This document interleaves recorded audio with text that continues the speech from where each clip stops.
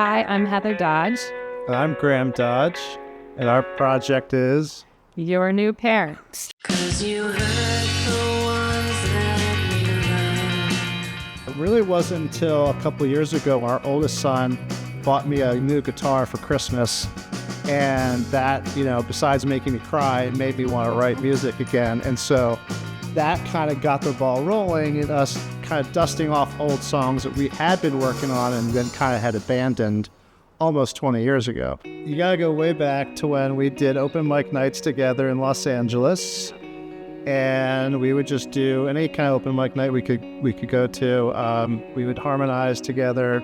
I think we did a couple of cover songs.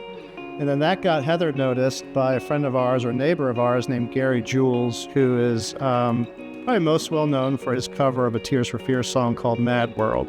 So she started to sing with Gary, and you then just sort of took off. You came opening for Cheryl. It was like overnight. Literally, he called up and he wanted me and another friend to just like come and hang out and jam a little bit and just sort of see like what the vibe was like. And it was really amazing right off the bat. And he's like, well, we actually have a show tonight. So we did our first paid gig that night. And so in between her touring with Gary, we continued sort of songwriting together. And we had another band that we were in and doing shows in and around Los Angeles for, 4 years or so. Mm-hmm. And some of those songs are what we have since recorded in this new EP for Your New Parents. So we don't have the full band today, unfortunately. It's like herding cats, musicians and all that. So we're just going to really do the introduction, which is the first sort of verse into the chorus of the song You Hurt the Ones That You Love.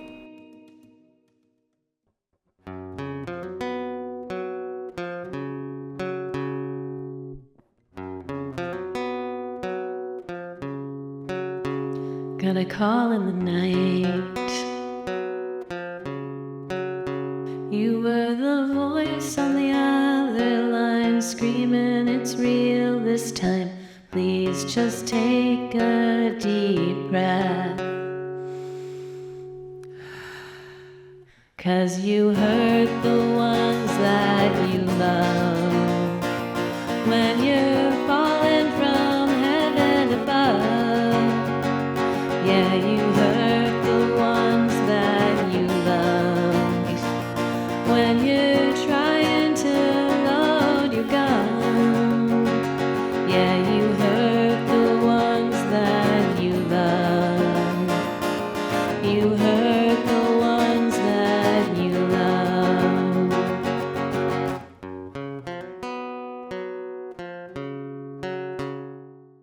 When we finally had our first baby and moved back to Maryland, we kind of, like, life just sort of got in the way, and the songwriting kind of was put to the side, and we had 5 kids. Yeah.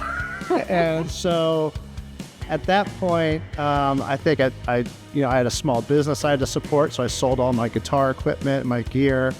I grew up in Baltimore County. You grew up in Howard County. And neither of us really knew much about Westminster.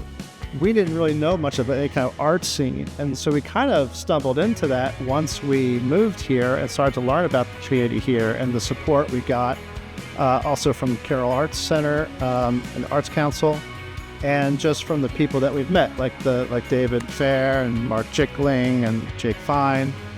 The art scene is alive and well here in Westminster, and we've included as many people from Westminster in the process. There's a famous band that is really influential for me, at least, called Half Japanese, and they are from Union Bridge, which I didn't really know that at the time. And one of the brothers from that band, David Fair, he produces a music festival here in Westminster called the Shakemore Festival. So I reached out to David. I said, hey, I'm working on these new songs. I know you have some recording equipment. Like, could I come over and borrow some?